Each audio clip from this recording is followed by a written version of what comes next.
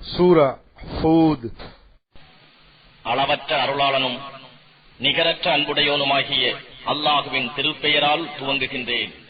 அலிஃப் லாம் ரா. இது வேதமாகும். இதன் வசனங்கள் பல்வேறு அத்தாட்சிகளால் உறுதியாக்கப்பட்டு பின்னர் தெளிவாக விவரிக்கப்பட்டுள்ளன. மேலும் இவை யாவற்றையும் நன்கு அறிபவனும் ஞானமிக்கோனுமாகிய இறைவனிடம் இருந்து வந்துள்ளவை. நீங்கள் அல்லாஹ்வை அன்றி வேறு எதனையும் வணங்காதீர்கள். மெய்யாகவே நான் உங்களுக்கு அச்சமூட்டி எச்சரிப்பவனாகவும் நன்மாராயம் கூறுபவனாகவும் நான் அவனிடம் இருந்து அனுப்பப்பட்டிருக்கிறேன் என்றும், நீங்கள் உங்கள் இறைவனிடம் மன்னிப்பை தேடி பாவங்களை விட்டு அவனிடம் திரும்புங்கள். நீங்கள் அவ்வாறு செய்தால் அவன் ஒரு குறித்த தவணை வரை உங்களுக்கு வாழ்க்கை வசதிகளை ஏற்படுத்துவான். இன்னும் அருளுடைய ஒவ்வொருவருக்கும் மறுமையில் தன் அருளை அதிகமாகவே கொடுப்பான். ஆனால் நீங்கள் ஈமான் கொள்வதை புறக்கணித்தால் மாபெரும் நாளின் வேதனை குறித்து நிச்சயமாக உங்களுக்காக நான் பயப்படுகிறேன் என்றும், அல்லாஹ்விடமே நீங்கள் மீண்டும் வரவேண்டியுள்ளது, அவன் எல்லா பொருட்களின் மீதும் பேராற்றல் உடையவன் என்றும் நபியே நீர் கூறுவீராக. அவர்கள் தங்களை அல்லாஹ்விடம் இருந்து மறைத்துக் கொள்வதற்காக தங்கள் இருதயங்களை மறைத்து மூடுகிறார்கள். அவர்கள் தம் ஆடைகளால் தம்மை போர்த்திக் கொண்டாலும் அவர்கள் மறைத்து வைப்பதையும் வெளிப்படையாக காட்டுவதையும் அவன் அறிகிறான். ஏனெனில் நிச்சயமாக அவன் இதயங்களின் ரகசியங்கள் யாவற்றையும் நன்கு அறிபவனாக இருக்கின்றான் என்பதை அறிந்து கொள்வீர்களாக. இன்னும் உணவளிக்க அல்லாஹ் பொறுப்பேற்றுக் கொள்ளாத எந்த பிராணியும் பூமியில் இல்லை. மேலும் அவை தரிபட்டு வாழ்ந்து இருக்கும் இடத்தையும் அவை மடிந்து அடங்கும் இடத்தையும் அவன் அறிகிறான். இவை அனைத்தும் லவ்ஹுல் மஹ்ஃபூஸ் என்னும் தெளிவான புத்தகத்தில் பதிவாகி இருக்கின்றன. மேலும் அவன் வானங்களையும் பூமியையும் 6 நாட்களில் படைத்தான். அவனுடைய அர்ஷ் நீரின் மேல் இருந்தது. உங்களில் யார் அமலில் செய்கையில் மேலானவர் என்பதை சோதிக்கும் பொருட்டு இவற்றை படைத்தான். இன்னும் நபியே நீர் அவர்களிடம், நிச்சயமாக நீங்கள் மரணத்திற்கு பின் எழுப்பப்படுவீர்கள் என்று கூறினால், அதற்கு அவர்களில் உள்ள நிராகரிப்பவர்கள் காஃபிர்கள் இது தெளிவான சூனியத்தை தவிர வேறு இல்லை என்று நிச்சயமாக கூறுவார்கள். குஃப்ரின் காரணமாக அவர்களுக்கு விதிக்கப்பட வேண்டிய வேதனையை ஒரு குறித்த காலம் வரை நாம் பிற்படுத்துவோமானாலும் அதை பிற்படுத்தியது யாரு என்று அவர்கள் நிச்சயமாக ஏளனமாக கேட்பார்கள். அவர்களிடம் வேதனை வரும் நாளில் அதை அவர்களை விட்டும் எவரும் தடுத்துவிட முடியாது என்பதையும், எதை அவர்கள் பரிகாசம் செய்து கொண்டிருந்தார்களோ அது அவர்களை சூழ்ந்து கொள்ளும் என்பதையும் அவர்கள் அறிந்து கொள்ள வேண்டாமா? நாம் நம்மிடம் இருந்த ரஹ்மத்தை, நற்கிருபையை மனிதன் சுவைக்கும்படி செய்து பின்பு அதனை அவனை விட்டு நாம் நீக்கிவிட்டால் நிச்சயமாக அவன் நிராசைப்பட்டு பெரும் நன்றி கெட்டவனாகி விடுகின்றான். ஆனால் அவனுக்கு ஏற்பட்ட துன்பத்திற்கு பின் நம்மிடம் இருந்து அருட்கொடைகளை அவன் அனுபவிக்கும்படி செய்தால் என்னை விட்டு கேடுகள் எல்லாம் போய்விட்டன என்று நிச்சயமாக கூறுவான். ஏனெனில் அப்போது பெருமகிழ்ச்சியும் பெருமையும் கொள்பவனாக இருக்கின்றான். ஆனால் துன்பங்களை பொறுமையுடன் சகித்து எவர் நற்கர்மங்கள் செய்கின்றார்களோ அவர்களுக்கு மன்னிப்பும் மகத்தான நற்கூலியும் உண்டு. நபியே, நம் வசனங்களை அவர்கள் செவிமடுப்பதில்லையே எனச் சடைந்து வஹி மூலம் உமக்கு அறிவிக்கப்பட்டவற்றில் சிலவற்றை விட்டுவிட எண்ணவோ? அவர் மீது ஒரு பொக்கிஷம் இறக்கப்பட வேண்டாமா அல்லது அவருடன் ஒரு மலக்கு வர வேண்டாமா என்று அவர்கள் கூறுவதனால் இதயம் சஞ்சலத்தால் இடுங்கி இருக்கவோ கூடும். நிச்சயமாக நீர் அச்சமூட்டி எச்சரிப்பவரே அன்றி வேறில்லை. யாவற்றையும் பொறுப்பேற்று நிர்வகிப்பவன் அல்லாஹுவே. அல்லது இவ்வேதத்தை அவர் பொய்யாக கற்பனை செய்து கொண்டார் என்று அவர்கள் கூறுகிறார்களா? அப்படியானால் நீங்களும் இதை போன்ற 10 அத்தியாயங்களை கற்பனை செய்து கொண்டு வாருங்கள், நீங்கள் உண்மையாளர்களாக இருந்தால். அல்லாஹ் அல்லாதவர்களில் உங்களுக்கு சாத்தியமான எல்லோரையுமே இதற்கு துணை செய்ய அழைத்துக் கொள்ளுங்கள் என்று அவர்களிடம் கூறவும். ஆகவே அவர்கள் உங்களுக்கு பதிலளிக்காவிட்டால் அறிந்து கொள்ளுங்கள், நிச்சயமாக இது அல்லாஹுவினால் ஞானத்தை கொண்டே அருளப்பட்டது. இன்னும் வணக்கத்திற்கு உரியவன் அவன் அன்றி வேறில்லை. இனி ஏனும் நீங்கள் அல்லாஹுவுக்கு முற்றிலும் வழிபடுவீர்களா என்று கூறவும். எவரேனும் இவ்வுலக வாழ்க்கையையும் அதன் அலங்காரத்தையும் மட்டுமே நாடினால் அவர்களுடைய செயல்களுக்கு உரிய பலன்களை இவ்வுலகிலேயே நிறைவேற்றுவோம். அவற்றில் அவர்கள் குறைவு செய்யப்பட மாட்டார்கள். இத்தகையோருக்கு மறுமையில் நரக நெருப்பை தவிர வேறு எதுவும் இல்லை. இவ்வுலகில் இவர்கள் செய்த யாவும் அழிந்து விட்டன. அவர்கள் செய்து கொண்டிருப்பவையும் வீணானவையே. எவர்கள் தம் இறைவனின் தெளிவான வேத ஆதாரத்தை பெற்றிருக்கின்றாரோ அவர்களும், எவர்களுக்கு இறைவன் ஈசாவுக்கு அருளிய இன்ஜீல் சாட்சியாக இருக்கிறதோ அவர்களும், எவருக்கு முன்னால் வழிகாட்டியாகவும் ரஹ்மத்தாகவும் மூசாவின் வேதம் வந்துள்ளதோ அவர்களும் நிச்சயமாக இவ்வேதத்தை நம்புவார்கள். ஆனால் இக்கூட்டத்தார்களில் எவர் இதை நிராகரிக்கிறார்களோ அவருக்கு வாக்களிக்கப்பட்டுள்ள இடம் நரக நெருப்பே ஆகும். ஆதலால் நபியே, இதை பற்றி நீர் சந்தேகத்தில் இருக்க வேண்டாம். இவ்வேதமானது நிச்சயமாக இறைவனிடம் இருந்து வந்த உண்மையாகும். எனினும் மனிதர்களில் பெரும்பாலோர் நம்பிக்கை கொள்வதில்லை. அல்லாஹுவின் மீது பொய்யான கற்பனையை சொல்பவனை விட பெரும் அநியாயக்காரன் யார்? அத்தகையோர் மறுமையில் தங்கள் இறைவன் முன் நிறுத்தப்படுவார்கள். இவர்கள்தான் தங்கள் இறைவன் மீது பொய் கூறியவர்கள் என்று சாட்சி கூறும் மலக்குகள் சொல்வார்கள். இத்தகைய அநியாயக்காரர்கள் மீது அல்லாஹுவின் சாபம் உண்டாகும். அவர்கள் மனிதர்களை அல்லாஹுவின் பாதையை விட்டு தடுக்கிறார்கள். மேலும் அதில் கோணலையும் உண்டு பண்ண விரும்புகிறார்கள். இவர்கள் தாம் மறுமையை நிராகரிப்பவர்களாவார்கள். இவர்கள் பூமியில் அல்லாஹ் திட்டமிட்டிருப்பதை தோற்கடித்து விட முடியாது. அல்லாஹ்வை தவிர இவர்களுக்கு வேறு பாதுகாவலர்கள் இல்லை. இவர்களுக்கு வேதனை இரட்டிப்பாக்கப்படும். அவர்கள் நல்லவற்றை கேட்கும் சக்தியை இழந்து விட்டார்கள். இவர்கள் நேர்வழியை காணவும் மாட்டார்கள். இவர்கள் தாம் தங்களுக்கு தாங்களே நஷ்டம் விளைவித்துக் கொண்டவர்கள். இவர்கள் கற்பனை செய்து கொண்டிருந்த தெய்வங்கள் யாவும் நீதி தீர்ப்பு நாளில் இவர்களை விட்டு மறைந்துவிடும். நிச்சயமாக இவர்கள் மறுமையில் பெரும் நஷ்டமடைந்தவர்களாக இருப்பார்கள் என்பதில் சிறிதும் சந்தேகமே இல்லை. நிச்சயமாக இவர்கள் நம்பிக்கை கொண்டு நற்கர்மங்கள் செய்து இன்னும் தங்கள் இறைவனுக்கு முற்றிலும் அடிபணிகின்றார்களோ அவர்களே சுவனவதிக்குரியவர்கள். அங்கு அவர்கள் என்றென்றும் நிலைத்திருப்பார்கள். இவ்விரு பிரிவினர்களுக்கு உதாரணம், ஒரு பிரிவினர் குருடர் செவிடர் போலவும், இனி ஒரு பிரிவினர் நல்ல பார்வையுள்ளவர் நல்ல கேட்கும் சக்தியை உடையவர் போலும் இருக்கின்றனர். இவ்விரு பிரிவினரும் ஒப்பு ஓமையில் சமமாவாரா? நீங்கள் சிந்திக்க வேண்டாமா? நிச்சயமாக நாம் நூகை அவருடைய சமூகத்தாரிடம் அனுப்பி வைத்தோம். அவர் அவர்களை நோக்கி, நான் உங்களுக்கு பகிரங்கமாக அச்சமூட்டி எச்சரிக்கை செய்பவன். நீங்கள் அல்லாஹ்வை அன்றி வேறெவரையும் எதனையும் வணங்காதீர்கள். அப்படி வணங்கினால் நோவினை செய்யும் நாளின் வேதனை உங்களுக்கு நிச்சயம் வரும் என்று அஞ்சுகிறேன் என்று கூறினார். அவரை நிராகரித்த அவருடைய சமூகத்தின் தலைவர்கள் அவரை நோக்கி, நாம் உம்மை எங்களைப் போன்ற ஒரு மனிதராகவே அன்றி வேறு விதமாக காணவில்லை. எங்களுக்குள்ளே ஆழ்ந்த யோசனை செய்யாத இழிவானவர்களே அன்றி வேறெவரும் உம்மை பின்பற்றி நடப்பதாகவும் நாம் காணவில்லை. எங்களை விட உம்மிடம் எந்த விதமான மேன்மை இருப்பதாகவும் நாம் காணவில்லை.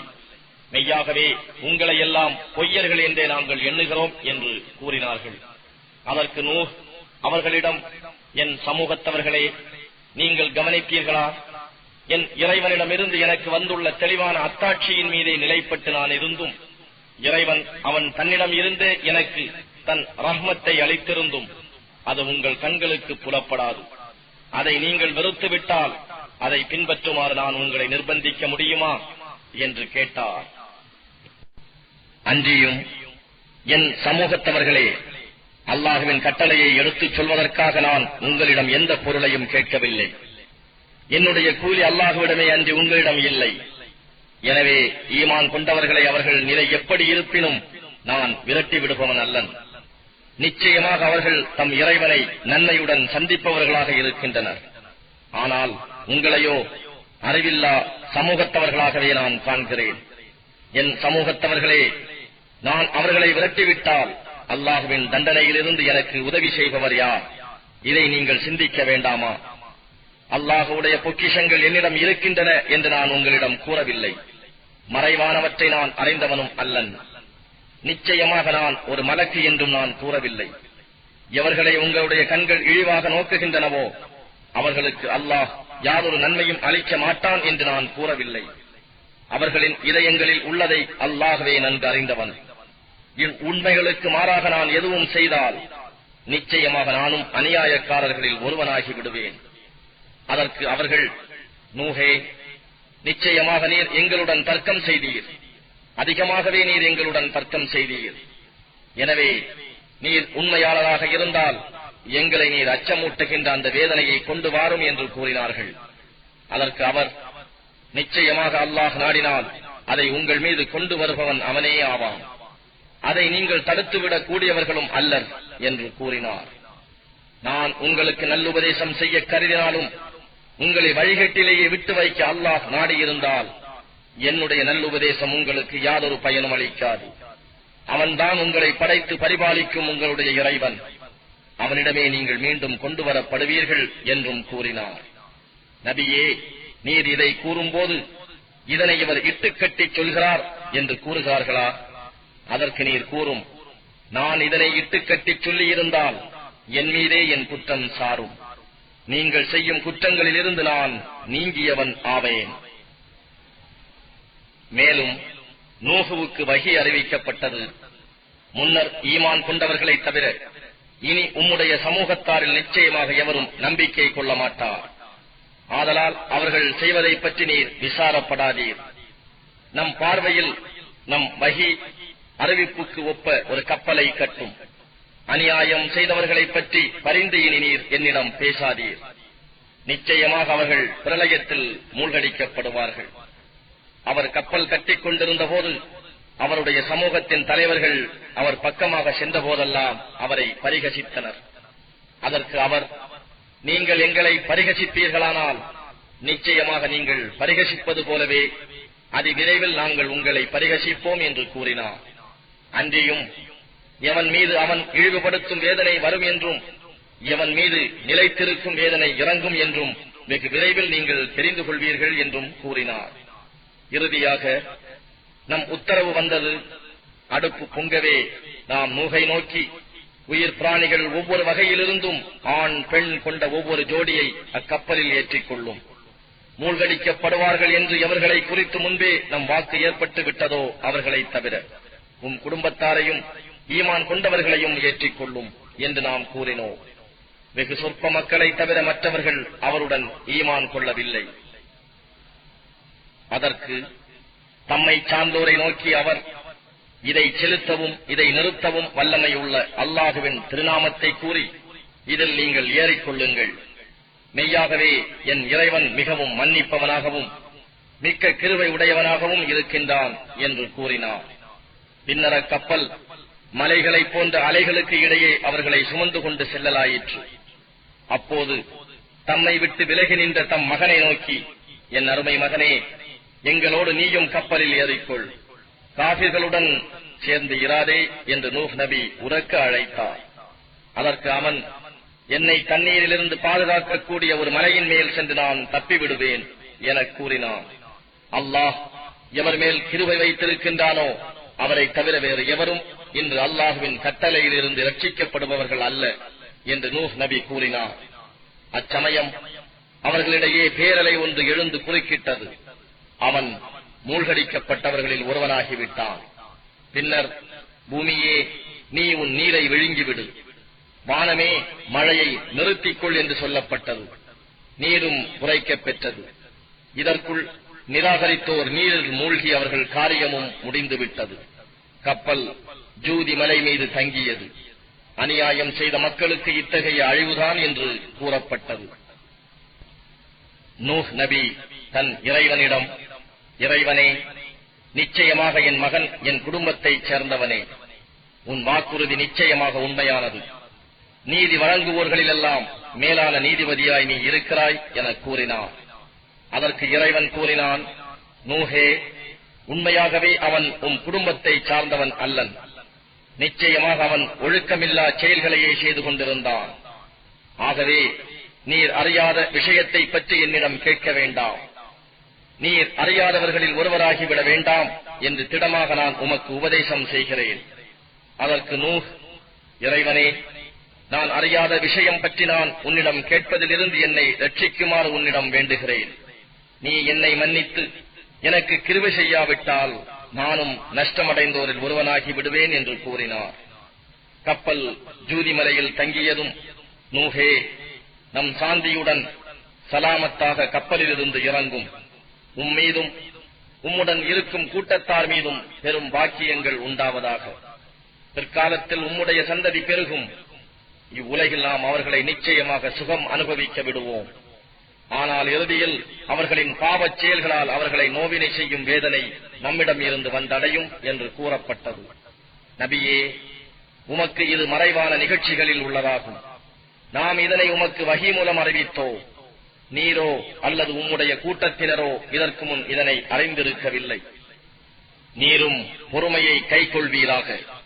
நிச்சயமாக இறுதியில் நல்ல முடிவு பயபக்தி உடையவர்களுக்குத்தான் கிட்டும்.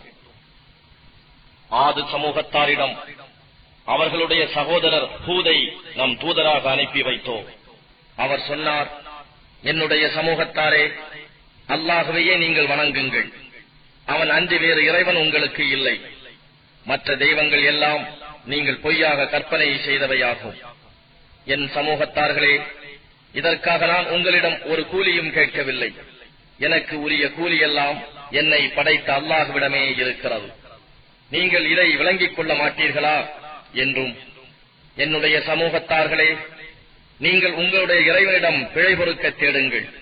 இன்னும் தௌபா செய்து அவன் பக்கமே மீளுங்கள். அவன் உங்கள் மீது வானத்திலிருந்து தொடராக மழையை அனுப்புவான்.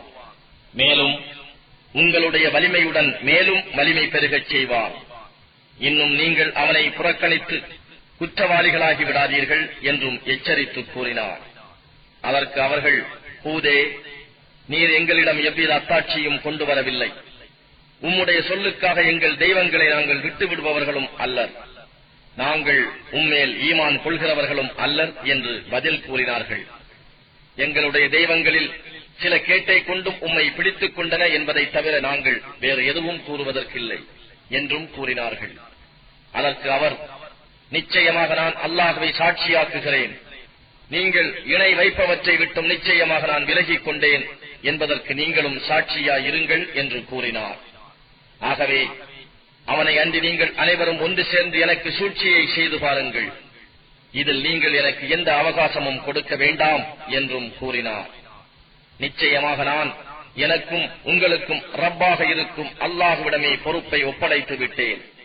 அவன் அதன் முன் நெற்றி ரோமத்தை பிடித்தே அல்லாமல் எந்த உயிர் பிராணியும் இல்லை. நிச்சயமாக என் இறைவன் நேரான வழியில் இருக்கின்றான். நீங்கள் இவ் உபதேசத்தை புறக்கணிப்பீர்களாயின், எதற்காக நான் உங்களிடம் அனுப்பப்பட்டேனோ அதனை நிச்சயமாக நான் உங்களிடம் சேர்ப்பித்து விட்டேன். இன்னும் என்னுடைய இறைவன் நீங்கள் அல்லாத வேறு ஒரு சமூகத்தை உங்களுக்கு பதிலாக வைத்து விடுவான். அவனுக்கு எப்பொருளையும் கொண்டு நீங்கள் தீங்கு செய்ய முடியாது. நிச்சயமாக என் இறைவன் யாவற்றையும் பாதுகாப்பவனாக இருக்கின்றான் என்றும் கூறினார். நம்முடைய தண்டனைக்காக உத்தரவு வந்தபோது ஹூதையும் அவருடன் ஈமான் கொண்டவர்களையும் நம் ரஹ்மத்தை கிருபையை கொண்டு காப்பாற்றினோம். இன்னும் கடுமையான வேதனையை விட்டும் அவர்களை ஈடேற்றினோம். நபியே, ஆது மக்களின் வரலாறோ, அவர்கள் தங்கள் இறைவனின் அத்தாட்சிகளை நிராகரித்து அவனுடைய தூதர்களுக்கும் மாறு செய்தார்கள். அன்றியும் பிடிவாதக்காரர்களான பம்பர்களின் ஒவ்வொரு கட்டளையையும் பின்பற்றினார்கள். எனவே அவர்கள் இவ்வுலகிலும் நியாய தீர்ப்பு நாளிலும் அல்லாஹ்வின் சாபத்தினால் தொடரப் பெற்றனர். அறிந்து கொள்வீராக, நிச்சயமாக ஆது கூட்டத்தார் தங்கள் இறைவனுக்கு மாறு செய்தார்கள். இன்னும் அறிந்து கொள்வீராக, ஹூதுடைய ஆது கூட்டத்தாருக்கு கேடுதான். இன்னும் சமூது கூட்டத்தினர்பால் அவர் சகோதரர் சாலிகை நம் தூதராக அனுப்பினோம். அவர் சொன்னார், என் சமூகத்தாரே, அல்லாஹ்வையே நீங்கள் வணங்குங்கள். அவனை தவிர உங்களுக்கு வேறு நாயன் இல்லை. அவனை உங்களை பூமியிலிருந்து உண்டாக்கி அதிலேயே உங்களை வசிக்கவும் வைத்தான். எனவே அவனிடமே பிழை பொறுக்க தேடுங்கள். இன்னும் தௌபா செய்து அவன் பக்கமே மீளுங்கள். நிச்சயமாக என் இறைவன் உங்களுக்கு மிக அருகில் இருக்கின்றான். நம் பிரார்த்தனைகளை ஏற்பவனாகவும் இருக்கின்றான். அதற்கு அவர்கள், சாலிஹே, இதற்கு முன்னரெல்லாம் நீர் எங்களிடையே நம்பிக்கைக்கு உரியவராக இருந்தீர். எங்களுடைய மூதாதையர்கள் எதை வணங்கினார்களோ அதை வணங்குவதை விட்டு எங்களை விலக்குகின்றீரா?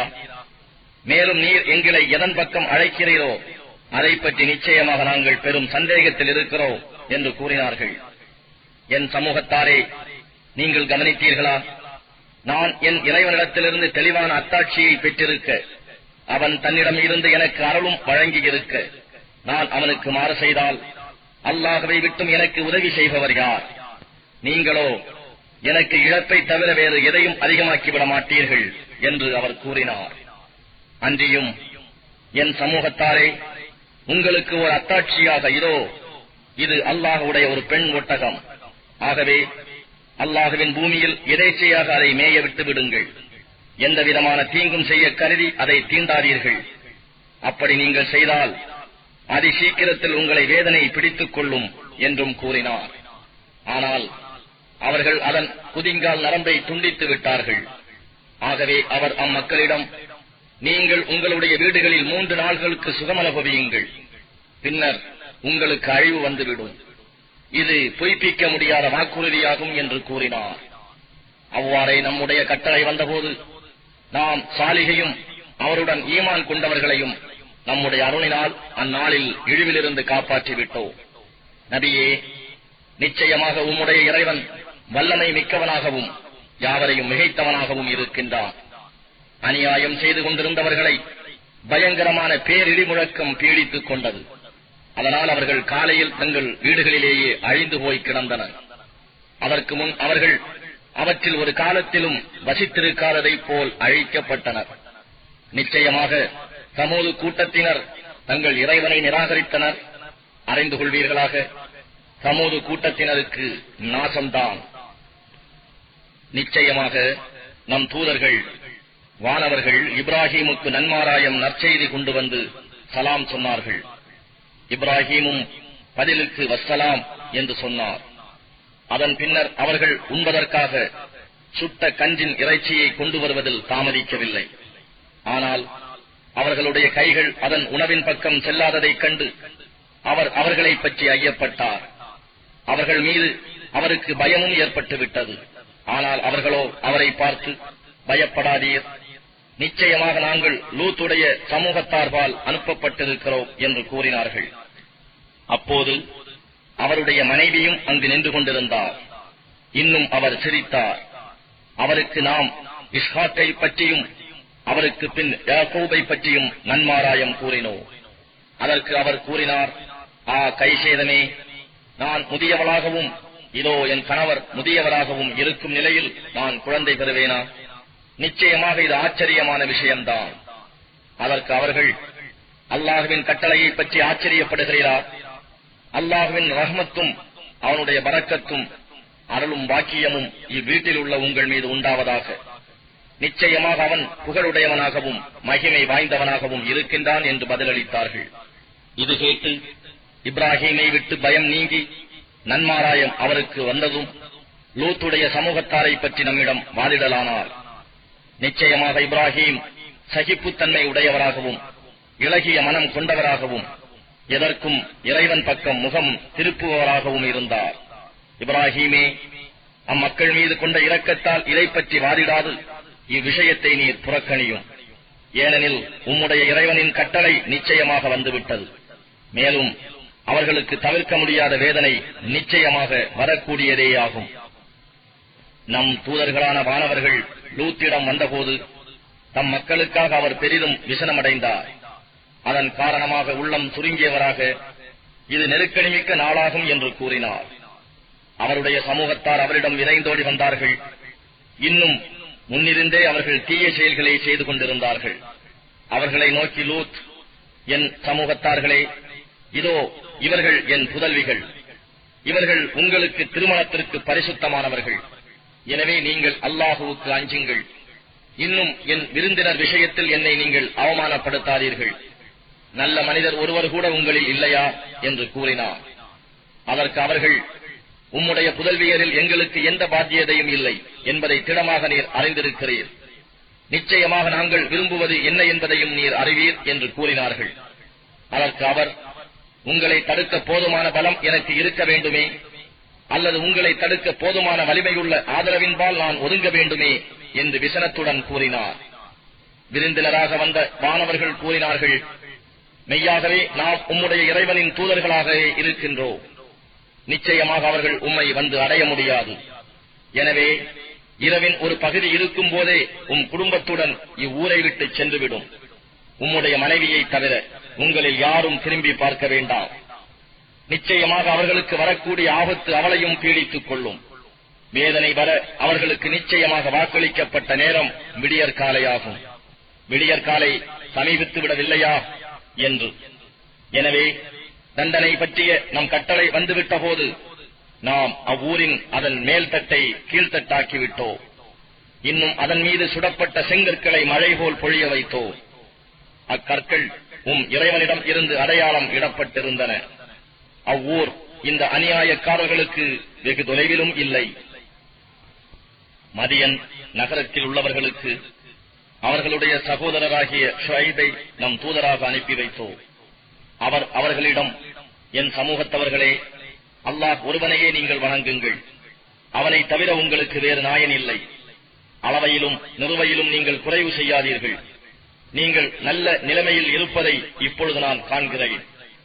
ஆனால் அளவிலும் நிறவையிலும் நீங்கள் மோசம் செய்தால் நிச்சயமாக உங்களை சூழ்ந்து கொள்ளக்கூடிய வேதனை ஒரு நாள் உங்களை வந்தடையும் என்று நான் பயப்படுகிறேன்.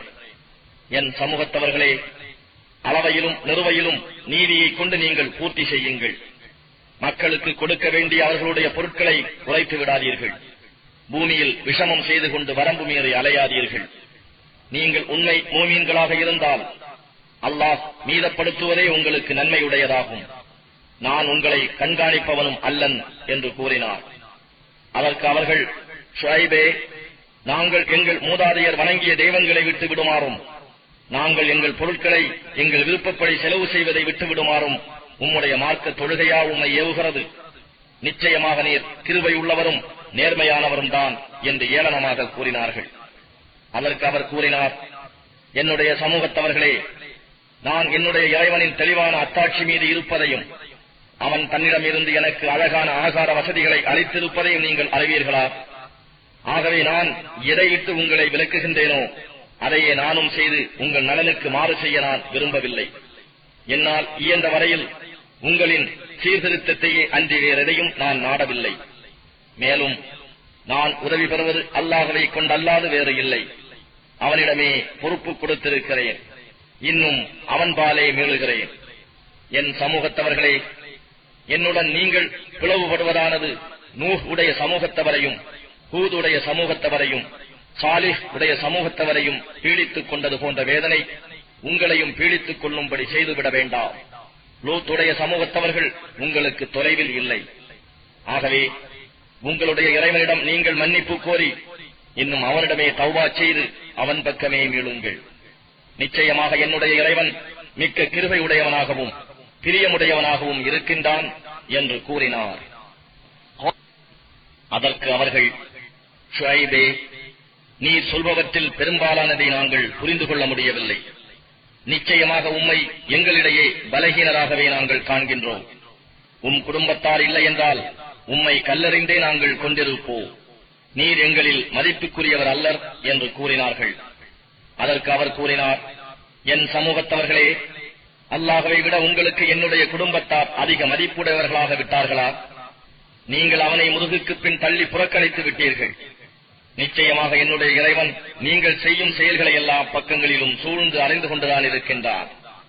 என் சமூகத்தவர்களே, நீங்கள் உங்களுக்கு இசைந்தவாறு செய்து கொண்டிருங்கள். நானும் எனக்கு இசைந்தவாறு செய்து கொண்டிருக்கிறேன். இழிவு தரும் வேதனை யாரை வந்தடையும் என்பதையும் பொய்யர் யார் என்பதையும் சீக்கிரமே நீங்கள் அறிந்து கொள்வீர்கள். அந்நேரத்தை நீங்கள் எதிர்பார்த்துக் கொண்டிருங்கள். நிச்சயமாக நானும் உங்களுடன் எதிர்பார்த்துக் கொண்டிருக்கிறேன் என்றும் கூறினார். தண்டனைக்குரிய நம் கட்டளை வந்தபோது ஷுஐபையும் அவருடன் ஈமான் கொண்டவர்களையும் நமது ரஹ்மத்தை கொண்டு நாம் காப்பாற்றினோம். அநியாயம் செய்தவர்களை பேரிடியின் முழக்கம் பிடித்துக் கொண்டது. அவர்கள் தம் வீடுகளில் இருந்தவாறே காலையில் இறந்து கிடந்தனர். அவ்வீடுகளில் அவர்கள் ஒரு காலத்திலும் வாழ்ந்திராதவர்கள் போல் ஆகிவிட்டனர். தெரிந்து கொள்ளுங்கள், சமூது கூட்டத்தார் சாபக்கேட்டினால் நாசமானது போன்று மதியனுக்கும் நாசம்தான். நிச்சயமாக நாம் மூசாவை நம் வசனங்களுடனும் தெளிவான அத்தாட்சியுடனும் வெளிப்படையான அதிகாரத்துடனும் அனுப்பி வைத்தோம். அவற்றுடன் அவர் ஃபிர்அவுனிடமும் அவனுடைய பிரமுகர்களிடமும் அவர் வந்தார். அப்போது ஃபிர்அவுனுடைய கட்டளையை அவனுடைய சமூகத்தார் பின்பற்றி வந்தார்கள். ஃபிர்அவுனுடைய கட்டளையோ நேர்மையானதாக இருக்கவில்லை. அவன் ஃபிர்அவுன் மறுமை நாளில் தன் சமூகத்தாருக்கு முன் சென்று அவர்களை நரகத்தில் சேர்ப்பார். அவர்களை கொண்டு போய் சேர்க்கும் இடம் மிகவும் கெட்டது. இவ்வுலகத்திலும் கியாம நாளிலும் அவர்கள் சாபத்தால் பின்தொடரப்பட்டனர். அவர்களுக்கு கிடைக்கும் இந்த சன்மானம் மிகவும் கெட்டது. நபியே, மேற்கூறப்பட்ட இவை சிற்சில ஊர்களின் வரலாறுகளாகும். இவற்றை நாம் உமக்கு எடுத்துரைத்தோம். இவற்றில் சில இப்போதும் உள்ளன, சில அறுவடை செய்யப்பட்டவை போல் அழிபட்டு போயின. அவர்களுக்கு நாம் அநியாயம் செய்யவில்லை, அவர்கள் தமக்கு தாமே அநியாயம் செய்து கொண்டார்கள். இறைவனிடம் இருந்து கட்டளை வந்தபோது அல்லாஹ்வை அன்றி அவர்கள் அழைத்துக் கொண்டிருந்த தெய்வங்கள் எதுவும் அவர்களுக்கு எவ்வித பயனும் அளிக்கவில்லை. மேலும் அவை அவர்களுக்கு நஷ்டத்தை தவிர வேறெதையும் அதிகரிக்க செய்யவில்லை. அநியாயம் செய்யும் ஊராரை இறைவன் பிடிப்பானேயானால் இப்படித்தான் இறைவனுடைய பிடி இருக்கும். நிச்சயமாக அவனுடைய பிடி வேதனை மிக்கதாகவும் மிக கடினமானதாகவும் இருக்கும். நிச்சயமாக மறுமை நாளின் வேதனையை பயப்படுகிறவர்களுக்கு இதில் தக்க அத்தாட்சி இருக்கிறது. அது மனிதர்கள் யாவரும் ஒன்று சேர்க்கப்படும் நாளாகும். அன்றியும் அவர்கள் யாவரும் இறைவன் முன்னிலையில் கொண்டு வரப்படும் நாளாகும். நாம் அம்மறுமை நாளை ஒரு குறிப்பிட்ட சொற்ப தவணையின் அளவே அன்றி அதிகாலத்துக்கு பிற்படுத்தி வைக்கவும் இல்லை. அந்நாள் வரும்போது அவனுடைய அனுமதியின்றி எவரும் பேச இயலாது.